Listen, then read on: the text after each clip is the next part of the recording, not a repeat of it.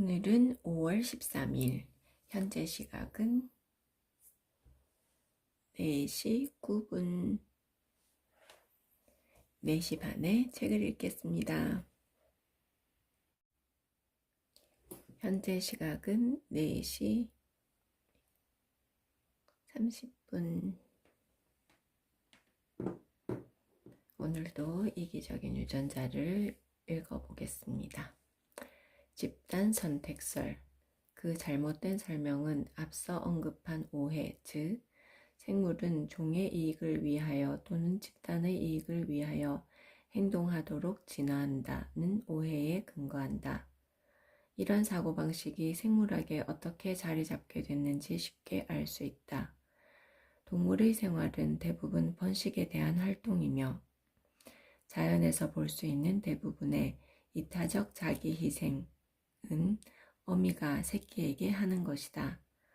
종의 연속은 흔히 번식에 대한 완곡한 표현으로 쓰인다. 그리고 그것이 번식의 결과라는 사실은 의심의 여지가 없다. 논리를 조금만 비약시키면 번식의 기능이 종을 연속시키기 위한 것이라는 추론도 가능하다.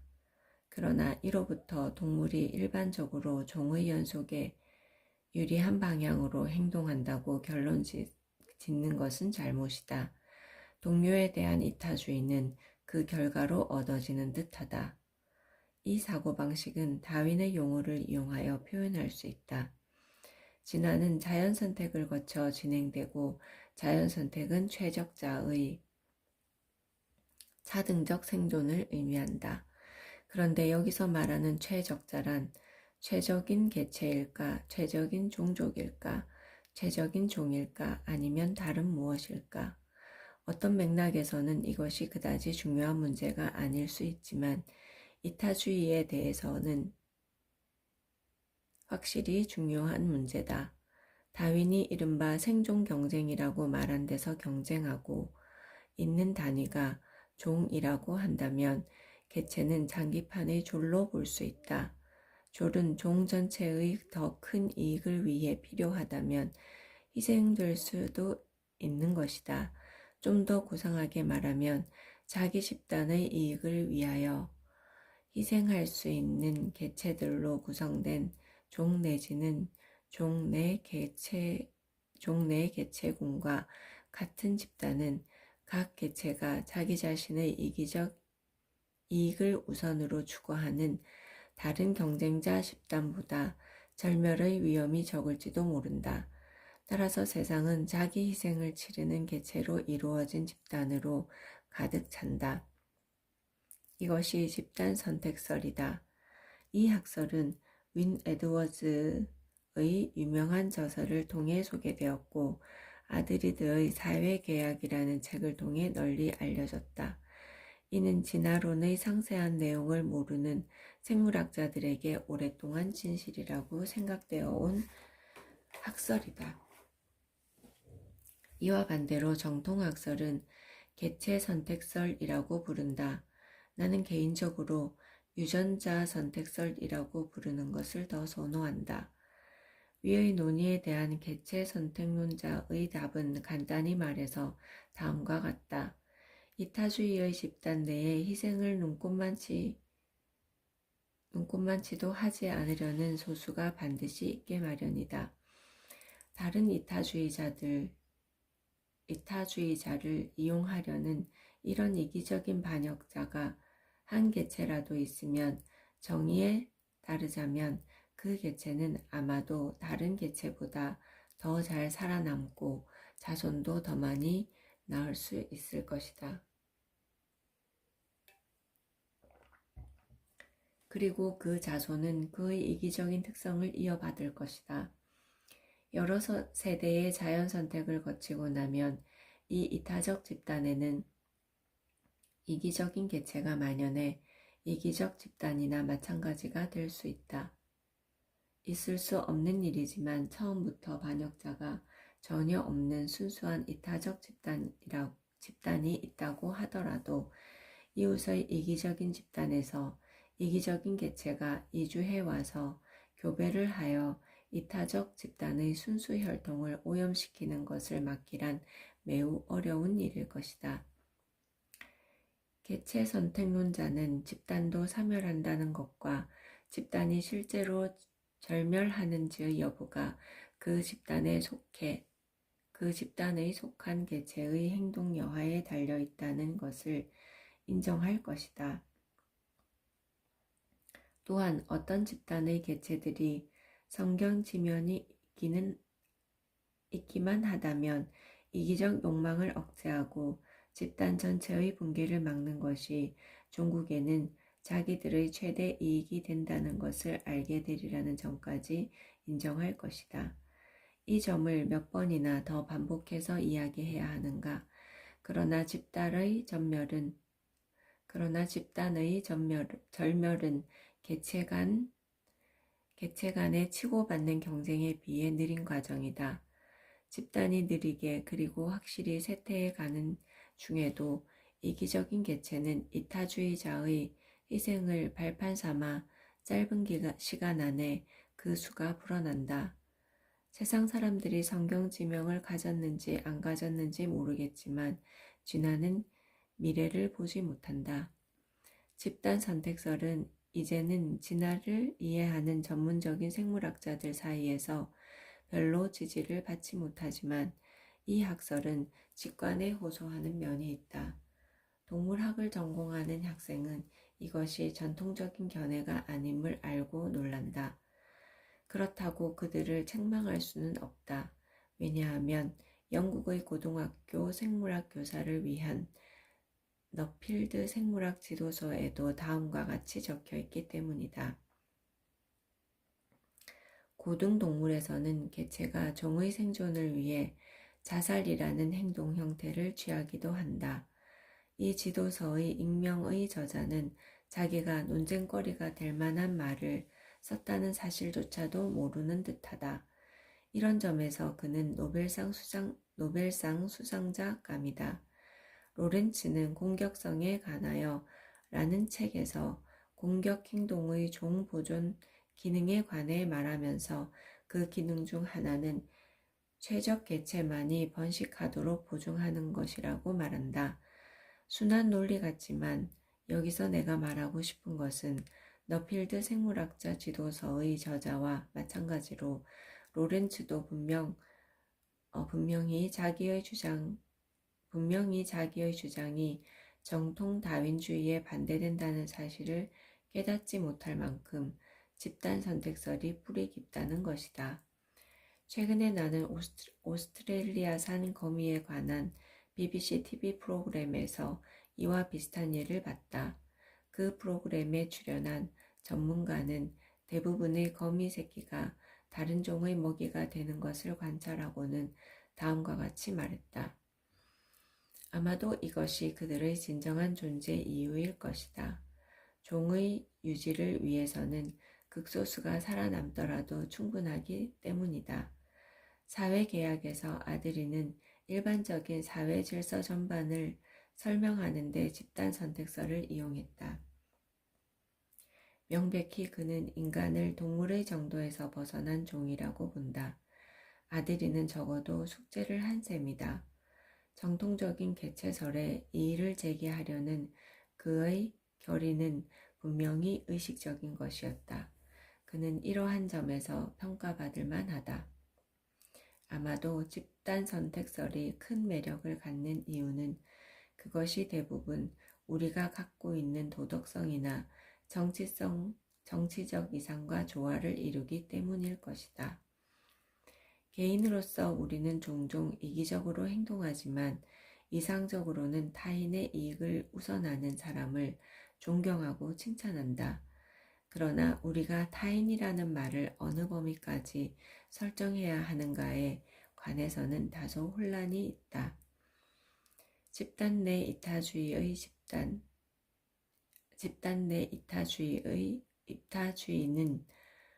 집단 간의 이기주의를 동반할 때가 많다. 이것이 노동조합의 기본 원리이다.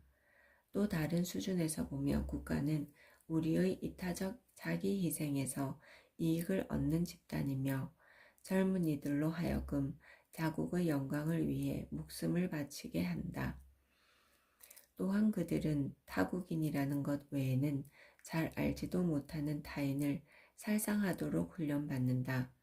이상하게도 개개인에게 생활 소비를 좀 줄여달라는 평상시의 호소는 자신의 생명을 바치라는 전시의 호소만큼 효과적이지 않은 것 같다.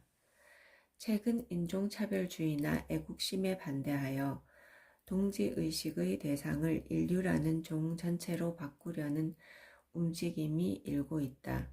이처럼 이타주의의 대상을 확장하고자 하는 인도주의자들은 흥미로운 면모를 지니고 있는데 진화에서 종의 이익이 중요하다는 사고방식을 지지하는 것처럼 보인다.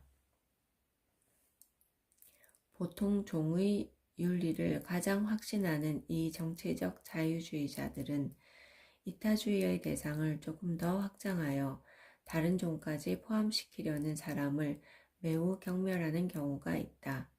만약 내가 사람들의 주거 문제를 개선하는 것보다 대형 고래의 도살을 막는 것에 더 관심이 있다고 말한다면 몇몇 친구들은 충격을 받을 것이다.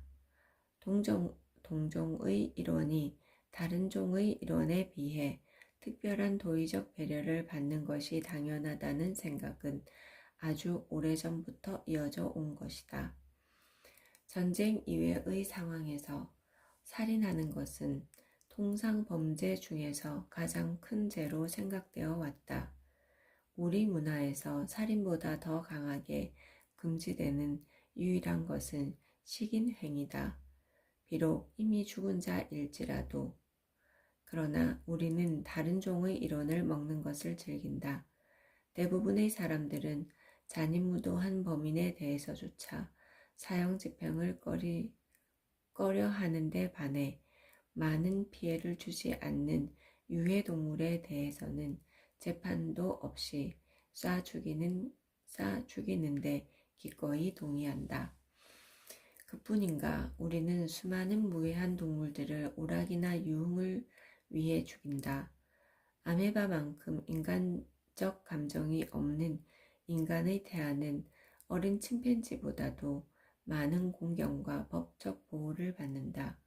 그러나 최근의 실험적 증거에 따르면 침팬지는 감정이 있고 사고할 뿐만 아니라 인간의 언어를 배울 수도 있다. 태아는 우리 종에 해당하므로 그것만으로도 특권이 부여되는 것이다. 리처드 라이더가 말하는 종차별주의의 윤리가 인종차별주의의 윤리보다 확실한 논리적 근거가 있는지 나는 모른다. 단지 내가 아는 것은 그러한 논리에는 진화생물학적으로 적절한 근거가 없다는 것이다. 어느 수준의 이타주의가 바람직한가? 가족인가? 국가인가? 인종인가? 종인가? 아니면 전체 생물인가에 대한 인간윤리의 혼란은 진화론의 입장에서 보면 어느 수준에서 이타주의를 기대할 수 있는가라는 생물학적인 문제와 혼란을 그대로 반영한다.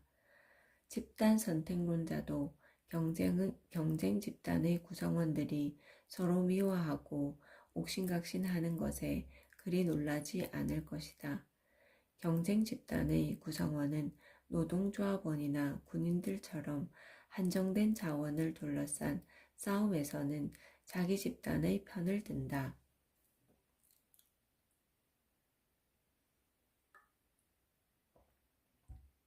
그러나 이 경우 집단 선택론자가 어느 수준이 중요한지를 어떻게 정했는가 하는 것은 질문할 가치가 있다. 만약 선택이 같은 종 내의 집단 간이나 다른 종 간에 일어난다면 왜 더 큰 집단 간에는 일어나지 않는 것일까? 종은 속에 속하고 목은 강에 속한다. 사자와 영양은 둘 다 우리와 마찬가지로 포유강의 일원이다. 그렇다면 사자는 포유동물의 이익을 위해 영향을 주기지 않으리라고 예측할 수는 없는 것인가? 분명히 포유동물의 절멸을 방지하기 위해서는 사자는 영양 대신 새나 파충류를 사냥해야 할 것이다.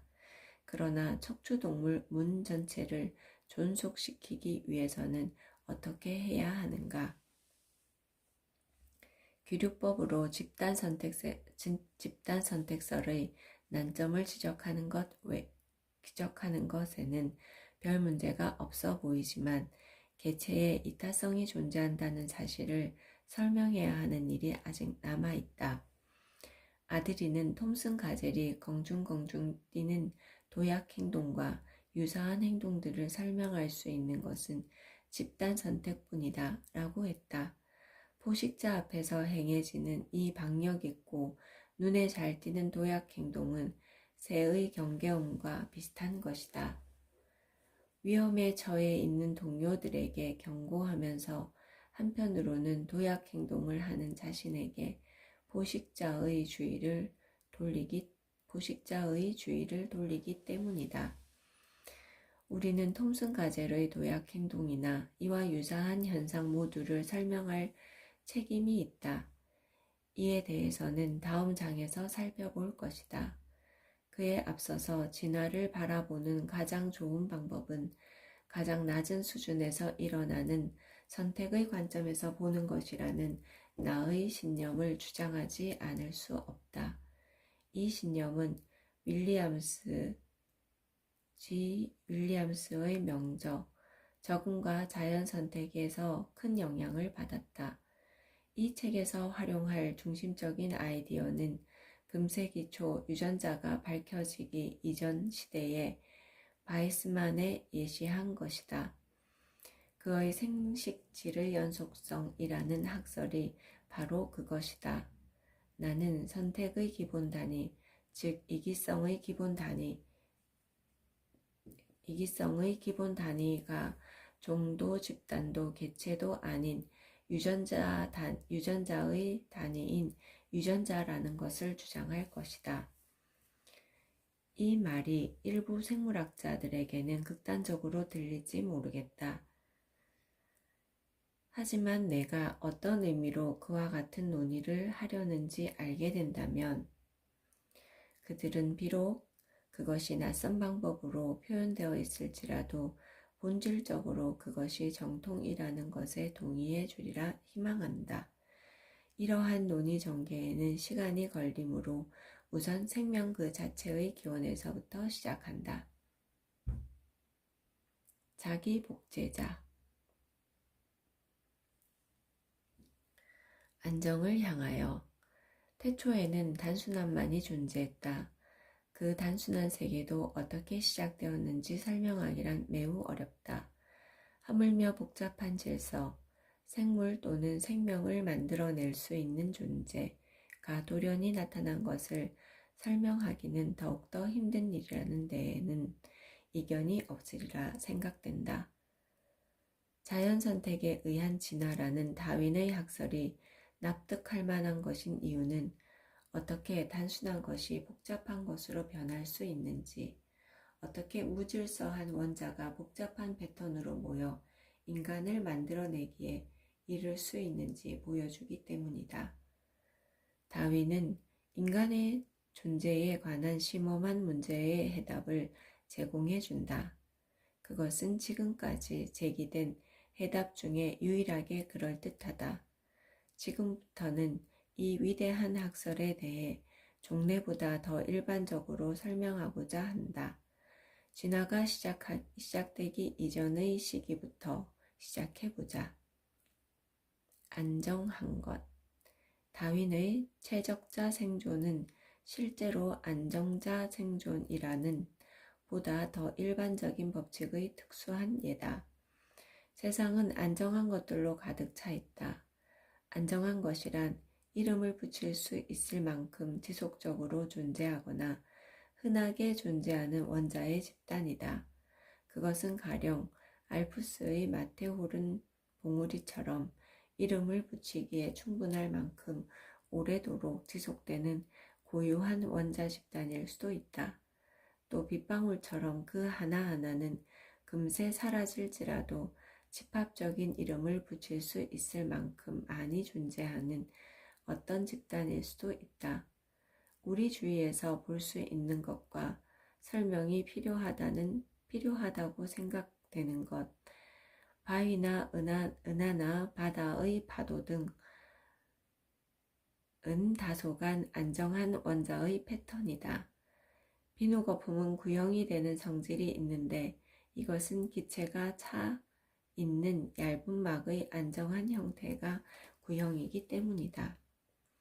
우주선 내에서는 물의 안정한 형태도 구형이지만 지구에서는 중력이 작용하기 때문에 고여 있는 물의 안정한 표면은 평평한 형태다. 소금의 결정은 입방체다. 왜냐하면 나트륨 이온과 염소 이온이 함께 담겨 있으려면 입방체가 안정하기 때문이다. 태양에서는 모든 원자 중에서 가장 단순한 수소 원자가 융합하여 헬륨 원자를 만든다. 왜냐하면 태양의 환경에서는 헬륨의 상태가 더 안정하기 때문이다. 보다 더 복잡한 원자들로 널리 인정되어 온 학설에 따르면 대폭발이 우주를 만들어낸 직후부터 우주의 여러 별에서 만들어지고 있다. 이것이 우리가 살고 있는 세상에 있는 원소의 유래다.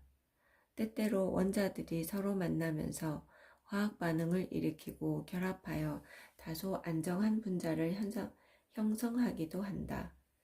이러한 분자는 매우 클 수 있다. 다이아몬드와 같은 결정은 단일 분자로서 안정한 것으로 유명하지만 그 내부의 원자 구조가 무한히 반복되기 때문에 아주 단순한 분자이기도 하다.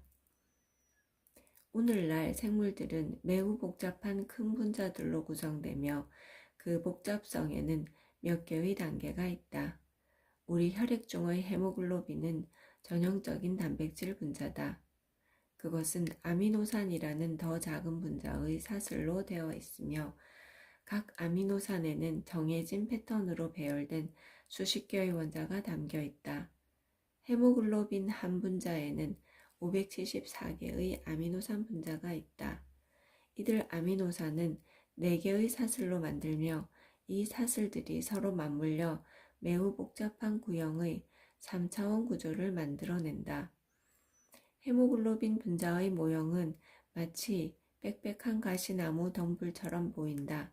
그렇지만 진짜 가시나무 덩불과 달리 헤모글로빈 분자는 불규칙하고 어설픈 패턴이 아니라 삐져나오는 장가지가 하나도 없는 일정하고 변함없는 구조로 되어 있다.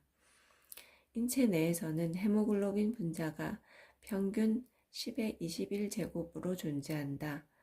아미노산의 서열이 같은 2개의 단백질 사슬을 떼어내면 마치 2개의 용수철처럼 완전히 똑같은 3차원 구조로 돌아간다. 헤모글로빈과 같은 단백질 분자의 가시덤불 형태가 안정하다고 말할 수 있는 것은 이 때문이다. 우리 체내에서 헤모글로빈의 가시덤불은 매초 4 곱하기 10의 14승계가 선호되는 형태로 만들어지고 다른 헤모글로빈 분자는 같은 속도로 파괴되고 있다. 헤모글로빈은 오늘날 볼 수 있는 분자이고 나는 이를 이용하여 원자가 안정한 패턴으로 되려는 경향이 있다는 원칙을 설명했다. 여기서 중요한 것은 지구상의 생물이 생기기 이전에 일반적인 물리화학적 과정을 통해 분자의 초보적인 진화가 일어났을 수 있다는 점이다. 디자인을 누가 했거나 목적이 있다거나 방향성이 있다는 것에 대해 생각할 필요는 없다. 에너지를 가진 한 무리의 원자가 안정한 패턴을 갖게 되면 그 원자들은 그대로 머물러 있으려고 할 것이다. 최초의 자연 선택은 단순히 안정한 것을 선택하고 불안정한 것을 배제하는 것이었다. 이에 관해서 전혀 신비로울 것이 없다. 그것은 말 그대로 당연히 그렇게 된 것이다. 오늘은 여기까지 읽겠습니다. 인간관계론. 코닥 필름으로 유명한 조지 이스트먼은 투명 필름을 발명하여 영화를 가능하게 만들고 수백만 달러를 벌어 세상에서 가장 유명한 사업가가 된 사람이다. 하지만 이 엄청난 업적에도 불구하고 이스트먼 역시 당신이나 나와 마찬가지로 소소한 인정을 갈망하는 사람이었다. 예를 들어보자. 오래전 일이다. 이스트먼은 로체스터 대학의 이스트먼 음악대학과 킬본 홀을 짓고 있었다. 킬본 홀은 이스트먼의 어머니를 기념하는 공연장이었다. 뉴욕의 슈퍼리어 의자회사 사장이었던 제임스 아담스는 이 공연장에 자신의 회사에서 만드는 의자를 공급하는 계약을 따내려 했다. 아담스는 건축가에게 전화를 하여 로체스터에 있던 이스트먼 씨를 만날 약속을 잡았다. 아담슨이 도착하자 건축가는 말했다. 주문을 원하시는 것은 알고 있습니다. 하지만 지금 드릴 말씀은 이스트먼 씨의 시간을 5분 이상 뺏으시면 모든 가능성이 아예 사라진다는 사실입니다. 이스트먼 씨는 엄격한 분입니다. 매우 바쁘시고요. 그러니 이야기를 빨리 마치고 나오세요. 아담스는 그러기로 마음의 준비를 했다. 방으로 안내되었을 때 이스트먼 씨는 책상 위 서류 더미를 들여다보고 몸을 숙이고 있었다. 이윽고 이스트먼 씨는 몸을 일으키고 안경을 벗은 다음 건축가와 아담슨 씨에게 다가오며 말했다. 안녕하세요, 신사분들. 무엇을 도와드릴까요? 건축가가 소개를 한 다음 아담슨 씨는 말했다. 이스트먼 씨, 기다리는 동안 사무실을 찬탄하며 보았습니다. 이런 방이라면 일이 즐거울 것 같습니다. 아시는지 모르겠지만 저는 인테리어 목공일을 하고 있는데 평생 이렇게 아름다운 사무실을 본 적이 없습니다. 조지 이스트먼은 대답했다.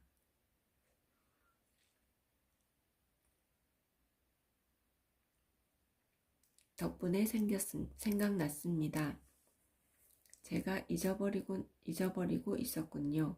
아름답죠? 그렇죠. 처음 만들곤 정말 좋아했는데요. 머리에 생각이 많다 보니 때로는 몇 주씩이나 방에 눈길을 주지 않는 경우도 있어요. 아담스는 방을 가로질러가 벽을 만지며 말했다. 영국산 오크제군요. 그렇죠. 이탈리아산 오크와는 질감이 조금 다르죠. 맞아요. 이스트먼이 대답했다. 수입한 영국산 오크제입니다. 고급 목재를 전문으로 하는 친구가 저를 위해 골라주었죠. 이스트먼은 아담슨에게 방 여기저기를 구경시켜 주었다. 비례와 색채, 손으로 새긴 조각, 그 밖에 이스트먼 자신이 계획을 세우고 작업을 하는데 일조했던 여러 장식들에 대해 설명했다. 목공 작업에 감탄하며 방을 여기저기 돌아다니다가 그들은 창문 앞에 잠시 멈추었다. 이스트먼은 겸손하면서도 침착한 몸짓으로 자신이 인류를 위해 만들고 있는 기관들을 가리켰다. 거기엔 로체스터 대학 종합병원, 동종요법병원, 노숙자 쉼터, 아동병원 등이 있었다. 아담스는 인류의 고통을 경감시키는데 자신의 재산을 사용하는 이상주의의 따뜻한 칭찬을 아끼지 않았다. 얼마 후 조지 이스트먼은 유리 케이스를 열고 거기 자신이 소유했던 최초의 카메라를 꺼냈다. 그가 한 영국인으로부터 샀던 발명품이었다.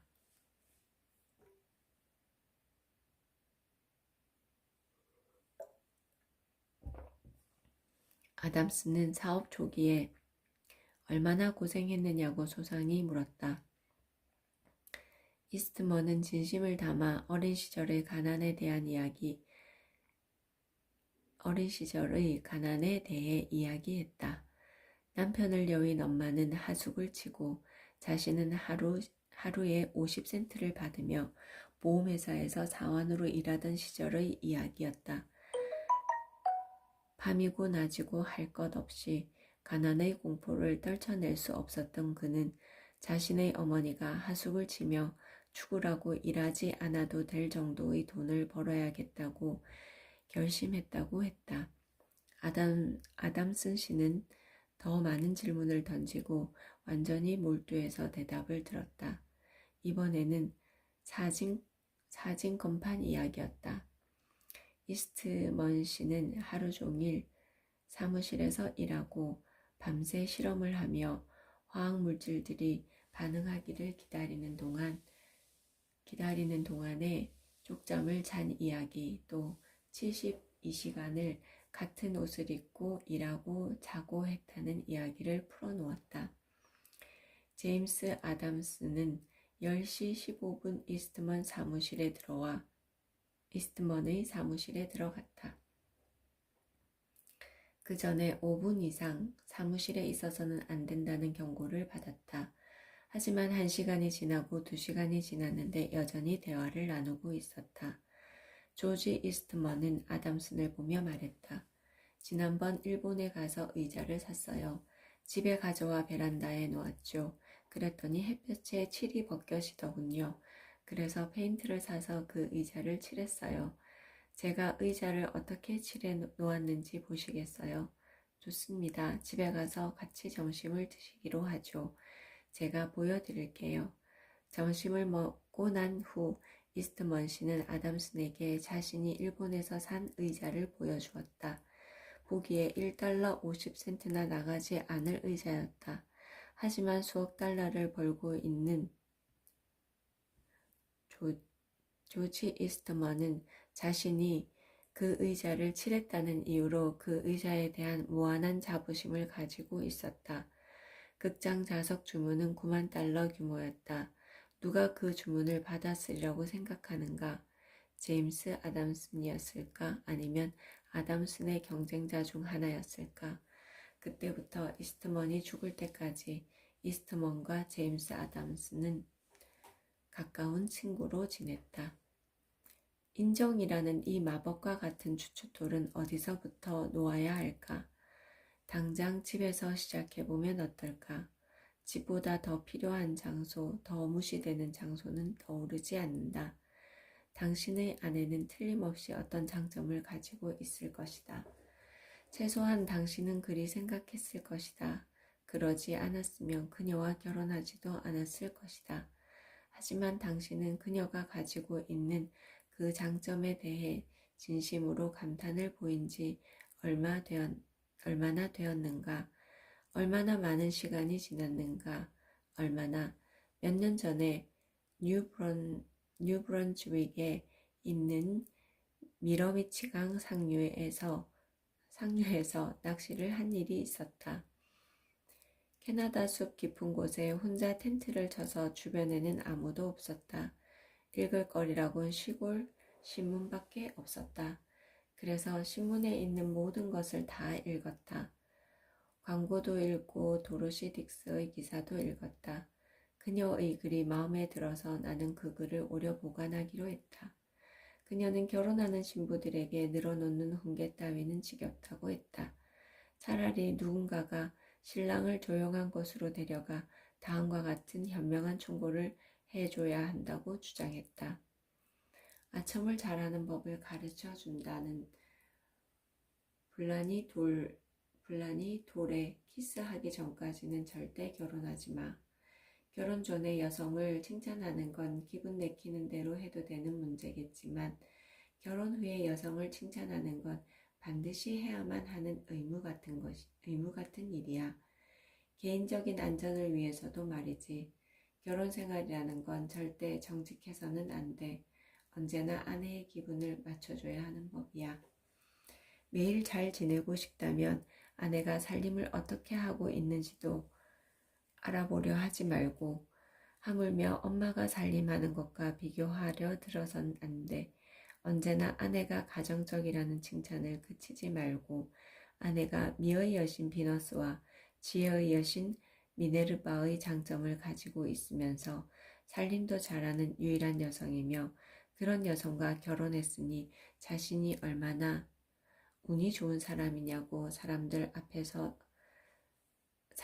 앞에서도 계속 이야기해야 하는 거야. 스테이크가 가죽 맛이고 빵이 새까만 숫덩이라도 불평하지 마. 그냥 평소에 아내의 완벽한 음식 기준에는 조금 못 미친다고 해. 그러면 아내는 부엌에서 당신이 가지고 있는 그녀의 이상에 부응하는 음식을 만드느라 자신을 헌신할 거야. 하지만 느닷없이 이 충고를 실천에 옮기면 안 된다. 아내가 의심할 수도 있다. 오늘 밤 혹은 내일 밤이라도 꽃이나 사탕바구니를 선물하라. 그렇게 해야지. 라는 말로 끝내지 마라. 실천을 하라. 미소를 듬뿍 담고 따뜻한 사랑의 말을 전하라. 많은 아내와 남편들이 이렇게 하면 지금처럼 결혼 6건 중 1건이 깨질 일은 없을 것이다.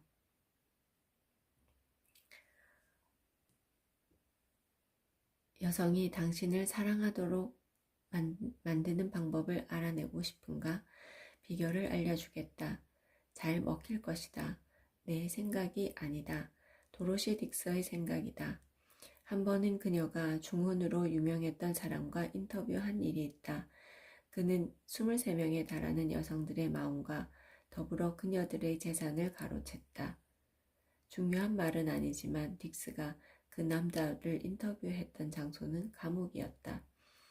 딕스가 그에게 여성들의 마음을 사로잡는 법에 대해 묻자 그는 속임수는 전혀 쓰지 않았다고 했다. 그저 여성들에게 그녀 자신에 대해 이야기를 해주는 것이 전부라고 말했다. 같은 방법이 남성들에게도 효과가 있다. 대영 제국을 통치했던 가장 영리한 사람이었던 디즈레일리는 말했다. 다른 사람에게 그 사람 자신에 대해서 이야기하라. 그러면 그 사람은 몇 시간이고 이야기를 들어줄 것이다. 따라서 사람들이 당신을 좋아하도록 만들고 싶다면 6번째 규칙은 다음과 같다. 다른 사람으로 하여금 자신이 중요한 사람이라고 느끼게 만들어라. 진심으로 그렇게 행동하라. 근데 정말 너무 어려운 것 같아요. 쉬운 것 같으면서도 너무 어려워요. 우리 이 규칙을 한번 실행해 봅시다. 이미 당신은 이 책을 충분히 읽은 셈이다. 이 책을 덮고 담배를 재떨이에 털고 당장 가까이에 있는 사람에게 이 책에서 배운 인정의 철학을 적용해 보라. 그리고 그 일이 어떤 마법을 불러일으키는지를 지켜보라. 한번 실행에 옮겨보겠습니다.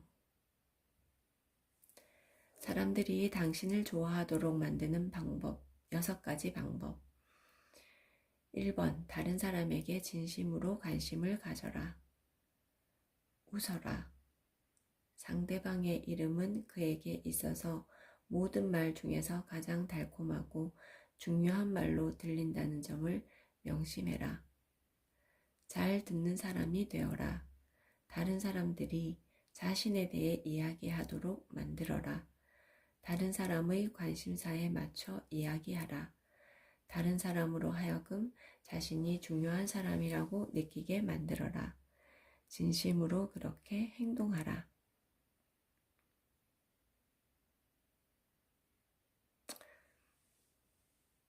정말 안 해본 행동인 것 같습니다. 하도록 하겠습니다.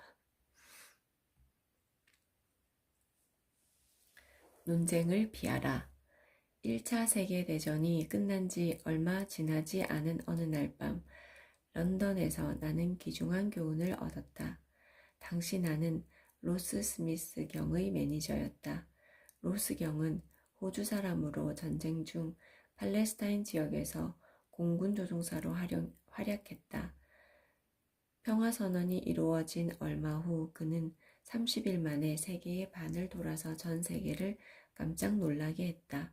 그러한 일은 이전에는 꿈도 못 꾸던 것이어서 엄청난 화제를 몰고 왔다. 호주 정부는 5만 달러를 내놓았고 영국 왕은 그를 기사로 임명했다.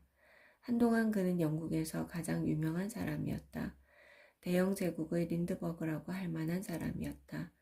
어느 날 밤 로스경을 위한 연회에 갔다.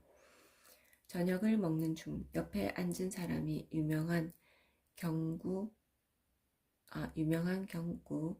인간이 계획할지라도 최종 결정을 내리는 것은 신이다 와 관련된 재밌는 이야기를 했다.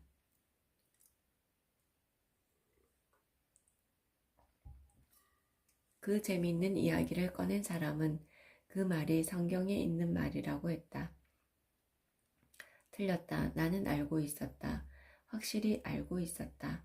내가 옳다는 데는 의심의 여지가 전혀 없었다. 그래서 내가 스스로 중요한 사람이라는 느낌도 갖고 내가 우월한 사람이라는 걸 보여주고 싶기도 해서 그가 요청하지도 않고 반겨주지도 않았는데 굳이 나서서 그의 오류를 고쳐주려고 작정했다. 그는 자신의 입장을 고수했다. 뭐라고? 섹스피어였다고? 그럴 리 없어. 말도 안 돼. 그 말은 성경에 나온 거야. 난 알고 있다니까. 이 사람은 내 오른쪽에 앉아 있었고 왼쪽에는 내 오랜 친구 프랭크 게몬드가 앉아 있었다. 게몬드 씨는 몇 년에 걸쳐 섹스피어를 연구했던 사람이다.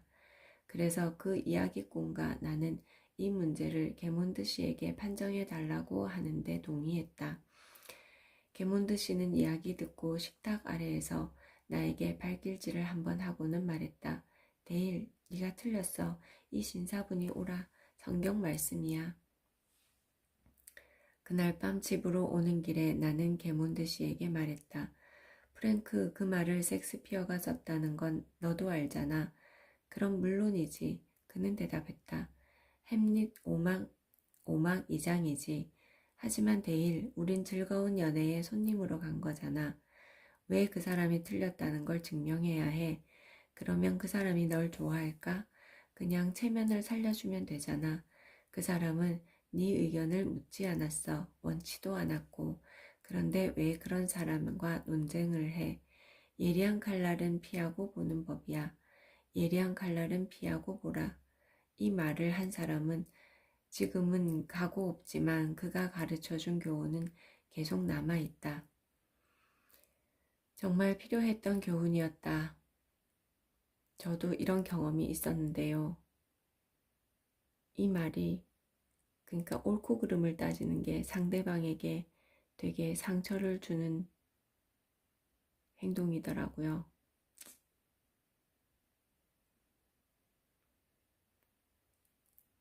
또 한 번 느낍니다. 이 구절을 읽으면서. 나는 당시 못 말리는 논쟁의 달인이었다. 어릴 때 나는 형과 은하수 아래에 있는 모든 것에 대해 논쟁했다. 대학에 가서는 논리학과 논증을 공부했고 토론 대회에 나가기도 했다. 나는 미주리에서 태어났고 거기서는 그렇게 배웠다. 나중에는 뉴욕에서 토론과 논증을 가르쳤다. 이야기하기도 창피한 말이지만 한때는 그 주제로 책을 한 권 써볼까 생각도 했었다.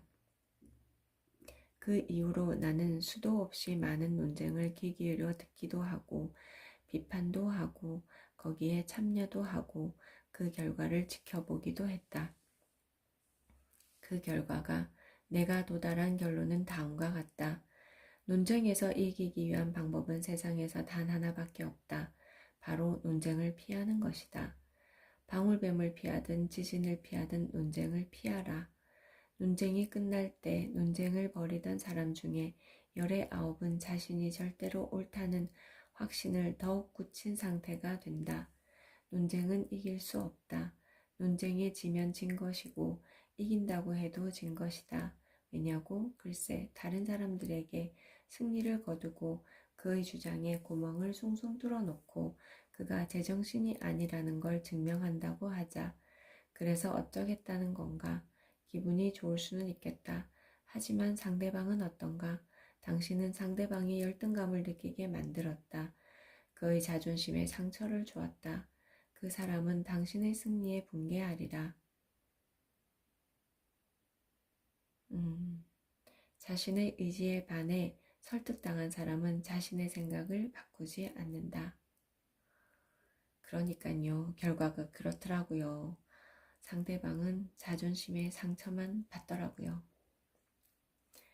펜상호 생명보험사. 판매원들에게 분명한 지침을 내렸다. 절대 논쟁하지 말라. 진정한 판매의 기술은 논쟁이 아니다. 논쟁과는 조금이라도 닮은 데가 없다. 사람의 마음은 그런 식으로 바뀌지 않는다. 예를 들어보자. 몇 년 전 패트릭 제이 오헤어라는 대단히 논쟁을 즐기는 아일랜드 사람이 내 수업에 들어온 적이 있다. 그는 제대로 교육받지 못한 사람이었는데 정말 언쟁을 좋아했다. 그가 내 수업에 왔던 이유는 한때 다른 사람의 차를 몰다가 트럭을 팔기 시작했는데 거기서 그다지 재미를 보지 못했기 때문이었다. 몇 개의 질문만으로는 나는 그가 물건을 사려는 사람들과 끝없이 논쟁을 벌이며 그 사람들을 적으로 만들고 있다는 사실을 알아냈다. 오혜연은 화를 내고 으르렁거렸다. 당시엔 논쟁에서 이기는 경우가 많았다. 나중에 그는 내게 말했다. 저는 흔히 어떤 사람의 사무실을 나오며 이렇게 말하곤 했어요. 저 친구에게 제대로 말해준 거야. 물론 제가 논쟁에서 이겼을 수는 있어요. 하지만 물건은 하나도 팔지 못했죠. 오헤어에게는 말하는 법을 가르치는 게 문제가 아니었다. 그때 내게 주어진 당장의 과제는 그가 말하고 싶어도 참고 언쟁을 피하도록 가르치는 것이었다.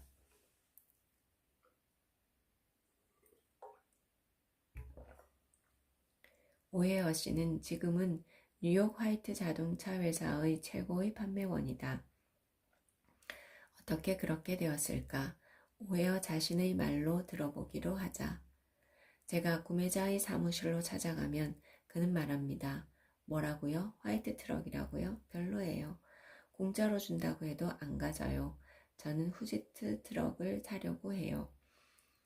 그러면 저는 말하죠. 고객님 들어보세요. 그것도 좋은 트럭이죠. 그것을 사시겠다면 잘 선택하신 거예요. 후지트 트럭을 만드는 회사도 훌륭하고 파는 사람들도 훌륭하죠. 그러면 상대방은 말문이 막혀요. 논쟁의 여지가 없어졌기 때문이죠. 그 사람이 후지트 트럭이 최고라고 했는데 제가 정말 그렇다고 해버리면 그 사람은 더 말할 게 없어요. 그날 오후 내내 그 차가 최고예요 라는 말만 되낼 수는 없죠. 제가 이미 동의한 마당이에요.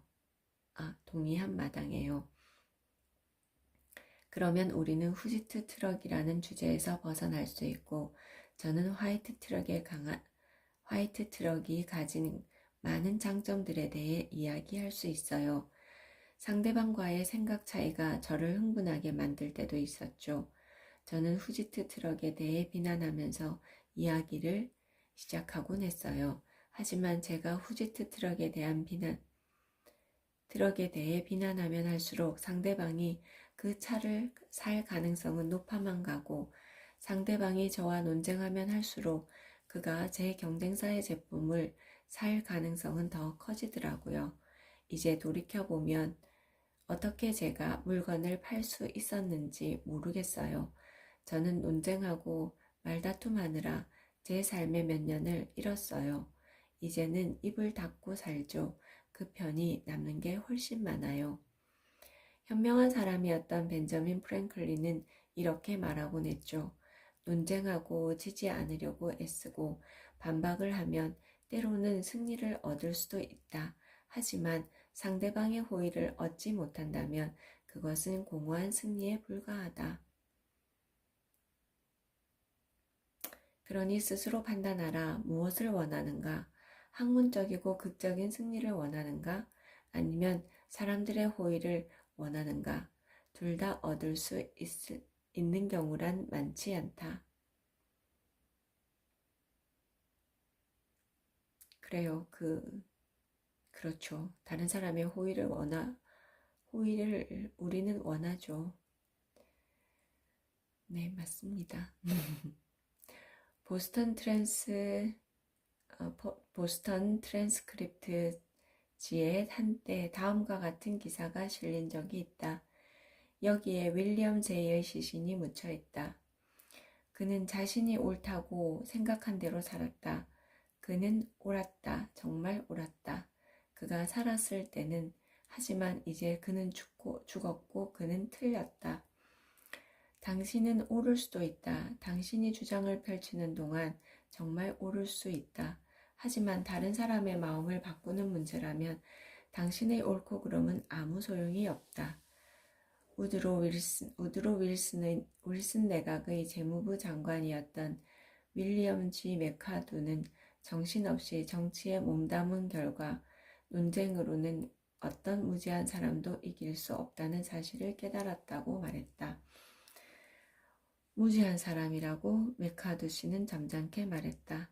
내 경험에 따르면 말다툼으로 생각을 바꿀 수 있는 사람은 세상에 없다. 지능지수와는 아무런 상관이 없다. 예를 들어보자. 세무사 프레드릭 S. 파슨스는